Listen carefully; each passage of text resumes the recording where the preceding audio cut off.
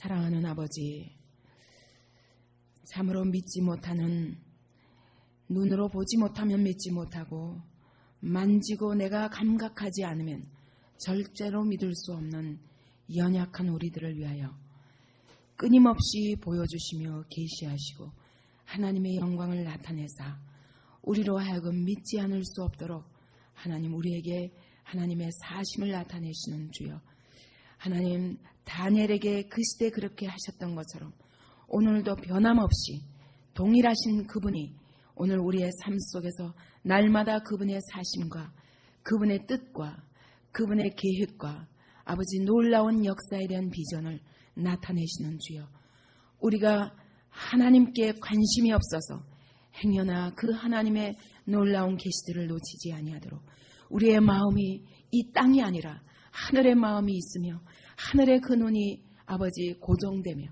하나님 하늘에 우리의 전심이 아버지 관심 씌워져서 하나님이 오늘도 우리에게 나타내시고자 하시는 그 하나님의 사랑과 우리를 향하여 나타내시고자 하시는 그 하나님의 뜻과 오늘을 향한 하나님의 계획과 내일을 향한 하나님의 비전이 우리에게 날마다 나타나 보여지도록 하나님과의 관계에 더욱더 민감할 수 있도록 우리를 축복하여 주옵소서. 이 말씀이 살아계신 말씀으로 우리 영혼에 아버지 깊이 관절과 골수를 찔러 쪼개며 살아 역사하여 주시옵소서. 오늘도 이 말씀에 의탁하며 살아계신 예수 그리스도 이름으로 기도하옵나이다. 아멘. 하나님은 어느 시대에도 당신의 계획과 당신의 뜻에 대해서 하나님의 백성들에게 나타내시지 않고 일하시는 법이 없습니다. 우리가 다니엘 한 사람을 놓고 보더라도 하나님이 계속 그에게 만나주시고 이상으로 말씀해 주시는 걸 볼 수 있습니다. 느부갓네살 때에 2번이나, 그리고 벨사살 왕 원년에, 그러더니 또 벨사살 왕 3년에, 또 벨사살 왕 마지막 날에, 다리오 때에 계속 앞으로도 나타납니다.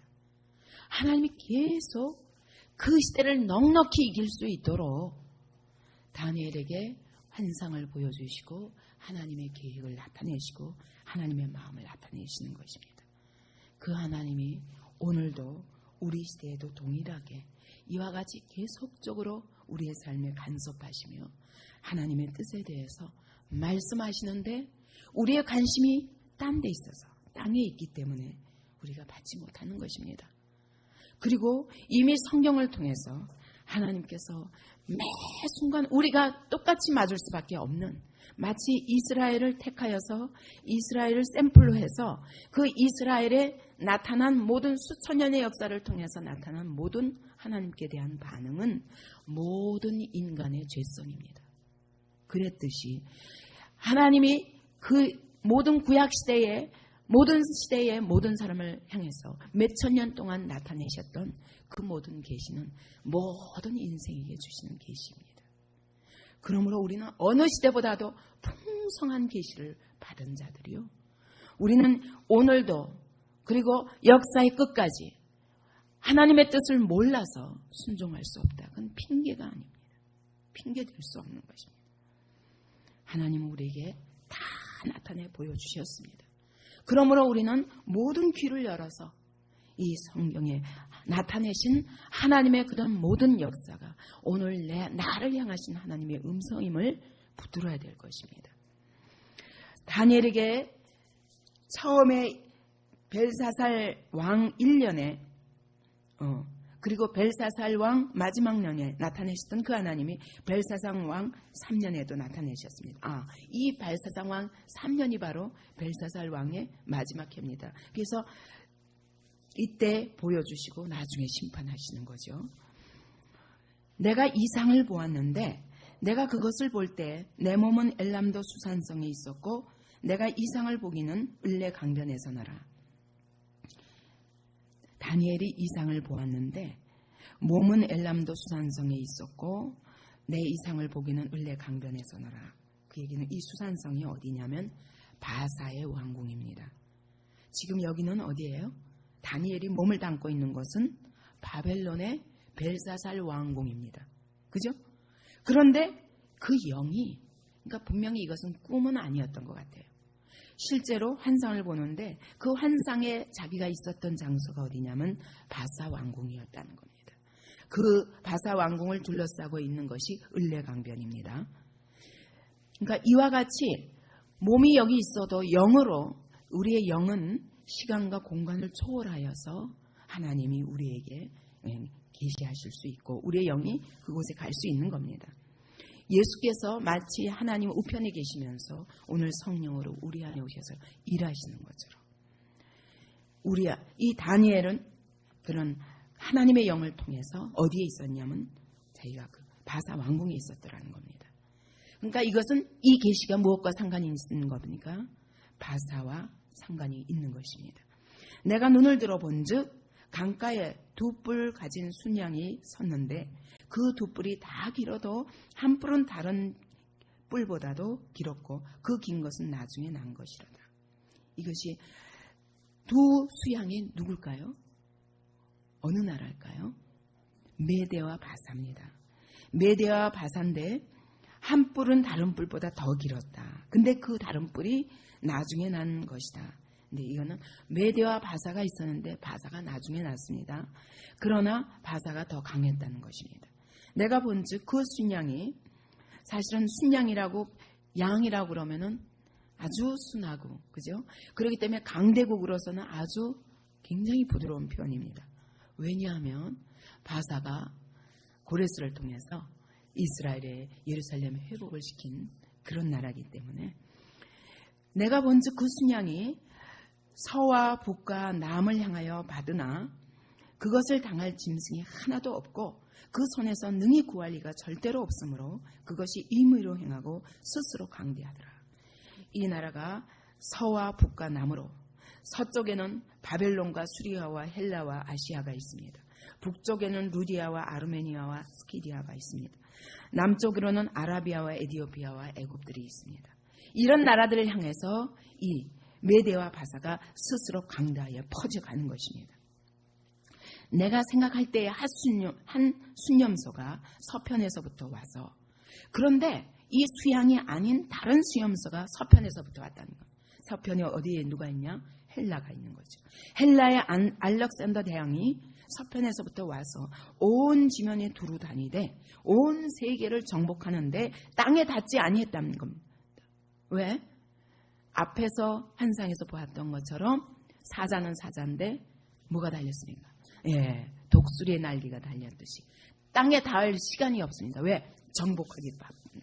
6년 만에 세계를 정복했으니까 굉장한 세력이죠. 이 알렉산더 대왕이 20살 때 등정해가지고 이 세계 정복을 시작했는데 굉장한 거죠. 20살이면 굉장한 젊은 사람이기 때문에 막 속력을 다해서 땅에 닿지 않을 정도로 날아다니면서 온 세계를 정복했습니다.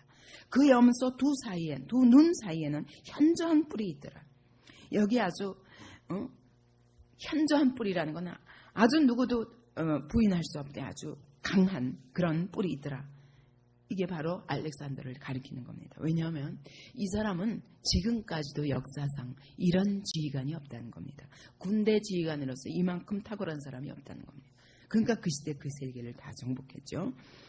그것이 두 뿔 가진 순양 곧 내가 본 강가에 섰던 양에게로 나아가되 누구? 메대와 바사에게로 나아가되 분노한 힘으로 그것에게로 달려가더라. 이 순염소가 내가 본즉 그것이 순양에게로 가까이 나아가서는 더욱 성내어 그 순양을 쳐서 두 뿔을 꺾으나 순양에게는 그것을 대적할 힘이 없으므로 그것이 순양을 땅에 엎드러뜨리고 짓밟았으나 능히 순양을 그 손에서 벗어나게 할 리가 없었더라. 이 알렉산더 대제의 그 군대에 비하면 이 메대와 바사 그 나라는 너무도 숙련되지 못한 작은 군대였습니다. 기록에 의하면 3만 명 정도, 5천 마리의 군마 정도 그거밖에 없었다는 것입니다. 그런데 그 나라를 여러 번 가서 땅에 엎드러뜨리고 짓밟고 이랬다는 겁니다.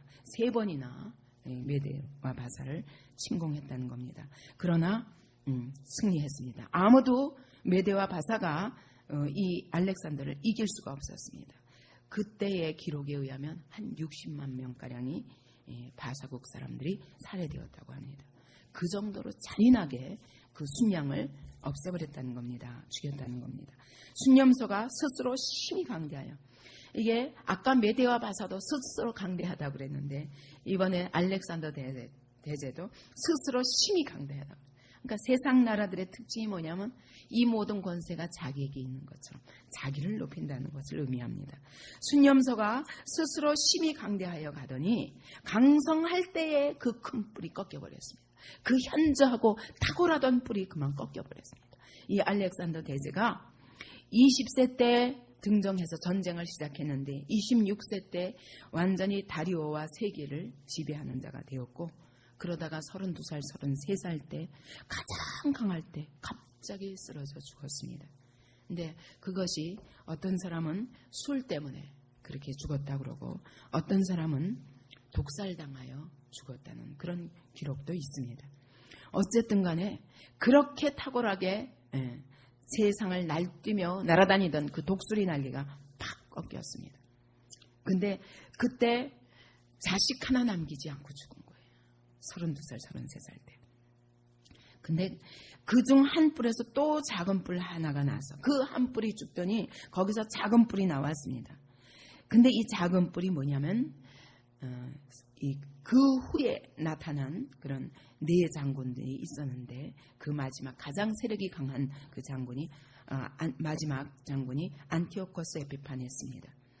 그가 나서서 남편과 동편과 또 영화로운 땅을 향하여 그 나라의 남편과 동편과 또 영화로운 땅은 어디입니까? 영화로운 땅. 예, 하나님이 계신 곳이기 때문에 이스라엘 땅은 영화로운 땅입니다. 하나님이 임재하시고 인간과 교통하시는 그런 장소입니다. 이스라엘 땅은. 거기에 하나님의 교회가 있는 땅입니다. 그것이 영화로운 땅입니다. 그 영화로운 땅을 향하여 이 작은 뿔 하나가 힘이 커지더니 그것이 하늘 군대에 미칠 만큼 커져서, 하늘 군대가 어딜까요? 하늘 군대가 하나님의 교회를 대적하는 것을 말합니다. 성경에서 하나님의 교회는 하나님의 군대라는 거예요. 하나님의 성전에서 봉사하는 모든 사람들을 가리켜서 하나님의 군대라고 말하는 겁니다. 그러니까 여기서 하늘 군대는 성전에서 봉사하는 제사장들과 레위인들과 하나님의 교회 자체를 말하는 겁니다. 하나님은 오늘도 이 하늘 군대, 하나님의 교회를 통해서 세상에 나아가고자 하십니다. 그런데 그만 이 세력이, 작은 뿔이 이 하늘 군대를 향하여 미칠 만큼 커진 겁니다. 하늘 군대를 거느리기 시작합니다. 그래서 하늘 군대와 별 중에 몇을 땅에 떨어뜨리고 그것을 짓밟았다고 말합니다. 그 당시에 하나님의 교회 안에 있는 별, 하나님의 교회 안에 있는 지도자를 말하거든요. 계시록에서는 이 별을 하나님의 교회 안에 사자라고 말하죠. 교회의 인도자를 말하는 겁니다. 그러니까 이 군대와 별 중에 몇을 땅에 떨어뜨렸다. 그 당시에 교회 내에서 가장 충실한 사람들을 자기 우상에게 절하도록 강요하고 그렇게 하지 않을 때 살해했습니다. 그 당시 엘르아살이라는 이 제사장은 아주 늙은 나이였는데 그 사람과 그 7 형제들이 돼지고기를 먹으라는데 안 먹었다고 잔인하게 고문하여서 죽였다는 것입니다. 그게 마카베서에 있습니다. 그와 같이 그런 사람들을 아주 땅에 떨어뜨리고 별을, 하늘 군대의 별을 땅에 떨어뜨리고 짓밟고 죽였습니다. 또 스스로 높아져서 군대의 주제를 대적하며, 바로 그 군대의 주제가 바로 대제사장일 수도 있고 아니면 하나님을 얘기할 수도 있습니다. 왜? 이 군대의 주제는, 하늘 군대 곧 하나님의 교회의 주제는 하나님이시기 때문에. 그러나 이 땅의 주제는 거기에 머리입니다. 그러니까 대제사장들을 대적하고 그에게 매일 드리는 제사를 제하여 버렸고 아침 저녁 드리는 제사를 폐해버린 겁니다. 드리지 못하게 하는 겁니다. 하나님의 성도에 있어서 가장 중요한 게 뭡니까? 날마다 하나님과 교통하는 것입니다. 여러 가지 제사도 다 폐했지만 매일 아침 저녁 드리는 이 제사를 폐했다는 건 모든 걸 다 폐한 것입니다. 날마다 하나님의 성도들이 하나님과 교제하지 않으면 힘을 잃습니다. 그러므로 여러분, 이 새벽 기도가 얼마나 중요한 건지 몰라요. 이런 하나님과 계속 교통하는 삶이 없이는 신앙생활 제대로 할 수 없는 겁니다. 근데 이 안티오코스 에피파네스가 매일 드리는 제사를 완전히 없애버렸고 그의 성소를 헐었다고 그랬습니다. 근데 성소의 그 성전을, 건물을 헐은 것을 의미하는 게 아닙니다. 하나님의 성소를 더럽히고 모독한 것입니다. 실제로 그 자리에다가 주피터 성전을 세워서 신상을 만들어 놓고 하나님을 섬기는 게 아니라 주피터를 섬기라는 것입니다. 이렇게 하나님의 성전을 모독하는 일이 있었습니다. 범죄함을 인하여 백성과 매일 드리는 제사가 그것에게 붙임받았으며, 범죄함을 인하여 백성과 매일 드리는 제사가 그것에게 붙임받았다면 이 범죄가 누구의 범죄입니까? 예? 누구의 범죄입니까? 하나님의 백성의 범죄입니다. 물론 이게 그들에 의해서 이 안티오코스 에피파네스를 통해서 하나님의 교회를, 제사를 하나님이 붙여버렸는데, 사실은 그들의 범죄에 의해서, 안티오코스 에피파네스의 범죄에 의해서 하나님의 제사가 폐해졌지만 그 범죄가 또 뒷면에 누구의 범죄가 있냐면 하나님의 백성들의 범죄가 있기 때문입니다. 그것이 또 진리를 땅에 던지며 자의로 행하여 형통하였더라. 이 세력이 대제사장의 직위를 빼앗고 그 성소를 더럽히고 하나님의 성소에서 있어야 할 모든 제사들을 피하고 자의로 행하여 행통하였더라. 자기 마음대로 하나님의 교회에 들어와서 하나님의 교회를 완전히 뒤엎은 것입니다. 어떻게 이런 일이 있을 수 있습니까? 이와 같이 이방 세력이 들어와서 13절에 보니까 내가 들은 즉 거룩한 자가 말하더니 다른 거룩한 자가 그 말하는 자에게 묻되, 여기서 말하는 거룩한 자가 어떤 사람은 천사라고 하고 어떤 사람은 하나님의 아들이라고 말합니다. 어쨌든 간에 거룩한 자가 말을 하는데 다른 거룩한 자가 그분에게 물었습니다. 이상에 나타난 바 매일 드리는 제사와 망하게 하는 죄악에 대한 일과 성소와 백성이 내어준 바 되며 짓밟힐 일이 어느 때까지 이를꼬. 하나님, 이런 일이 어느 때까지 이를 것입니까? 왜 매일 드리는 제사가 하나님의 성전에서 폐해지고, 왜 거기에 하나님을 섬겨야 할 거기에 주피터 신을 세우게 되고, 왜 대제사장과 제사장들이 이와 같이 죽임을 당하고, 그리고 백성들이 다 내어준 바 되어서 하나님의 성전이 이와 같이 짓밟히도록 하나님 언제까지 그대로 두시겠나이까 하고 묻는 것입니다. 그랬더니 그가 내게 이르되 2300주야까지니, 이걸로 봐서 이 하나님이 2300주야 동안에는 어떻게 했다는 거예요? 이 일을 하나님이 허용하셨다는 것입니다. 그러면 2300주야가 얼마냐? 이걸 계산하면 6년 3개월 18일입니다. 6년 3개월 18일까지 이 시간을 허락하신다는 거예요.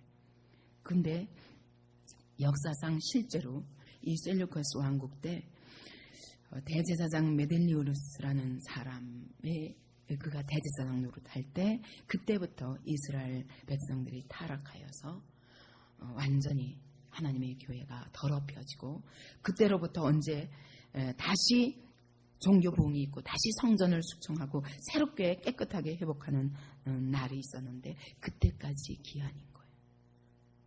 하나님의 성전을 하나님의 백성들이 더럽힌 시간 동안 하나님께서 어떻게 해도 이방인의 손에다가 하나님의 교회를 맡기신 것입니다. 그리고 와서 하나님이 하나님이 너희가 이렇게 제사 드릴 것 같으면 하지 말라는 겁니다. 이사야서에 너희의 그 헛된 점을 난 더 이상 받을 수가 없다. 내가 너희의 그 드리는 제사에 아주 곤비하다. 내가 아주 가증히 여기는 그런 월삭과 절기를 차라리 그만 드려라. 그렇게 말씀하셨던 것처럼 하나님은 하나님의 백성들이 하나님의 성전에서 드리는 예배가 이와 같이 하나님 보시기에 너무 더러울 때는 이방인의 손에 붙여서 하나님의 성전이, 왜? 성전이 그 장소가 거룩한 것이 아니에요. 하나님이 임재하셨기 때문에 거룩한 것이지. 근데 그들은 장소가 거룩하다고 생각하기 때문에 우리가 아무리 범죄해도 아무도 칠자가 없다. 왜? 우리는 하나님의 백성이야. 여기는 하나님의 성전이기 때문에 평안하다, 평안하다. 그랬습니다. 실제로 말라기서에 보면은 포로기 이후에 이 유대인들이 어느 만큼 범죄했냐면 말라기 1장 7절 8절 한번 보세요. 하나님의 어떤 범죄 가운데 바벨론 포로에서 회복시키시고 그리고 다시 하나님의 성전을 주셨고 다시 하나님을 섬길 수 있는 예루살렘 성전을 회복시켜 주셨는데도 불구하고 이스라엘 백성이 어떻게 범죄했는가 보십시다. 7절 너희가 더러운 떡을 나의 단에 드리고도 말하기를 우리가 어떻게 주를 더럽게 하였나이까 하는도다. 이는 너희가 주의 상은 경멸히 여길 것이라 말함을 인함이니라. 하나님께서 보시기에 더러운 떡이라는 겁니다. 그 다음에 2장 1절 8절 보세요. 너희 제사장들아 이제 너희에게 이같이 명령하노라 말씀하시면서 8절 보세요. 너희는 정도에서 떠나 많은 사람으로부터 율법에 거치게 하는도다. 나 만군의 여호와가 이르노니 너희가 레위의 언약을 파하였느니라. 이 율법을 다 파한 것입니다. 하나님의 성전에서 다시 회복된 하나님의 성전에서 또 그뿐만 아니라 1장 여기 8절 보십시오. 1장 8절 너희가 눈먼 희생으로 드리는 것이 어찌 악하지 아니하며 저는 것 병든 것으로 드리는 것이 어찌 악하지 아니하냐. 이제 그것을 너희 총독에게 드려보라. 그가 너를 기뻐하겠느냐 너를 간합하겠느냐. 너희 세상 왕에게 한번 이런 것 줘봐라. 제사를 드리는데 제물을 가장 흠없고 정결한 것으로 드려야 되는데 병든 거. 왜? 병든 거는 이거 못 쓰니까. 어차피 태워버릴 건데 뭐. 어차피 죽여서 피만 흘릴 건데. 그러니까 내가 먹을 것은 깨끗한 거 먹고 그리고는 하나님께 드리는 제물을 더럽고 병들고 저는 거 불구라는 거예요. 짐승이 불구. 왜? 어차피 이건 못 쓰니까. 이게 하나님께 드리는 거예요. 하나님께 드린다는 의식이 없는 거예요. 의식만 남은 겁니다. 이것을 하나님이 받으시고 하나님과의 교통으로 드리는 게 아니라 제사 드렸으니까. 마치 우리가 예배 날마다 와서 여기 앉아서 오늘은 예배 드렸으니까 내가 주일 지켰지. 이것 가지고 신앙생활 하는 것처럼 착각한다는 거예요. 하나님이 더럽게 여기시는 것입니다. 이 일이 어디까지 누가 이렇게까지 했냐면 제사장들까지 이렇게 했다는 거예요. 그럴 때 하나님이 하나님의 성전을 모독한 것으로 받으시기 때문에 이 하나님의 성전을 이방인의 손에 붙여버리시는 것입니다. 2300주야다. 너희가 범죄한 그 성전을 깨끗하게 할 때까지 하나님 붙여버리신 것입니다. 그때의 성소가 정결하게 함을 입으리라 하였느니라. 여러분, 하나님의 성전이 정결한 것이 하나님의 백성의 행복입니다. 우리가 이스라엘 역사를 통해 보아도 하나님의 교회가 깨끗해요. 다시 말하면 예배가 깨끗해요. 예배가 이 하나님의 성전에서 드리는 예배만 아니라 하나님의 성도들 한 개인이 자기의 삶이 깨끗해요.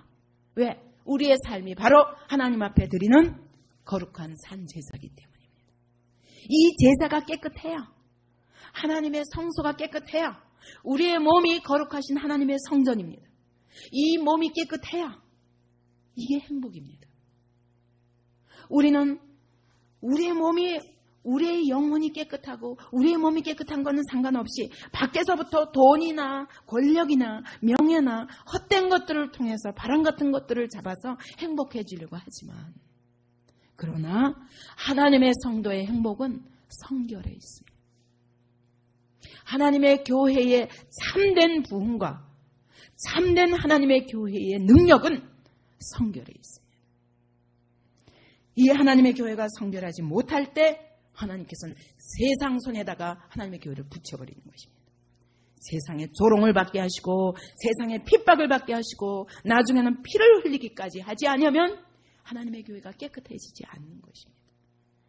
역사상도 그랬습니다. 우리나라, 간단하게 우리나라만 보더라도 평양에서부터 시작된 하나님의 교회가 계속 권력 싸움이 교회 안에 있을 때 그럴 때 분파가 있을 때에 하나님의 영광보다는 개인의 영광이 너무도 중요해서, 그래서 찢어지고 나뉘어질 때마다 하나님은 일제 손에 붙이시고 공산주의 손에 붙여가면서 하나님의 교회가 피를 흘리게 하는 것입니다. 지금 우리가 두려워해야 합니다. 지금 한국교회가 어떤 자리에 있는가 다시 돌아봐야 됩니다. 왜 지금 나라가 위기에 놓여 있는가, 여러분? 왜 그렇게 생각해요? 왜 경제적으로 위기, 정치적으로 위기, 국제적인 위기? 제가 볼 적에는 그렇습니다. 그건 저만 느끼는 게 아니라 모든 사람들이 오늘 한국의 위상에 대해서 염려합니다. 우리가 놓인 자리가 어떤 자리인가? 일본은 이제 그 긴 불황을 딛고 이제는 일어나고 있는데, 여러 가지 증거를 통해서 우리는 지금 그 깊은 불황 속으로 늪으로 지금 빠져들어가고 있습니다. 왜 이렇게 됐는가? 저는 한 가지라고 봅니다. 하나님이 이 한국교회에게 얼마나 큰 부흥을 주셨고 얼마나 크신 영광을 드러내시며 온 세계가 부러워할 만한 그런 하나님의 역사가 이 한국 땅에 있었지만, 하나님의 교회가 어떻게 속히 세속화되고 하나님의 영광을 인간의 영광으로 바꿔버리고 하나님의 말씀을 세상의 윤리와 도덕으로 바꿔버리고 인본주의로 바꾸고 있는가?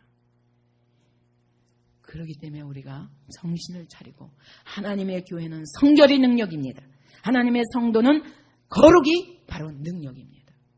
우리가 이 거룩을 회복할 수 있도록 이 시간에 자신을 놓고, 그리고 우리 하나님의 교회를 놓고, 이 시대를 놓고, 우리 앞에 어떤 환란이 닥칠지 모르는 거예요. 지금이라도 깨어 기도하지 않으면 하나님은 아무리 우리에게 심판을 준비하셨다가도 우리가 정말 회개하고 돌이키면 하나님 바꾸십니다. 그러나 그렇지 않을 때 우리가 어디까지 고난을 당하게 될지, 그러면 한 차례 피 흘리는 사건들이 생기는 것입니다. 이 시간에 우리 자신을 돌아보며 하나님의 교회를 돌아보며 기도하십시다.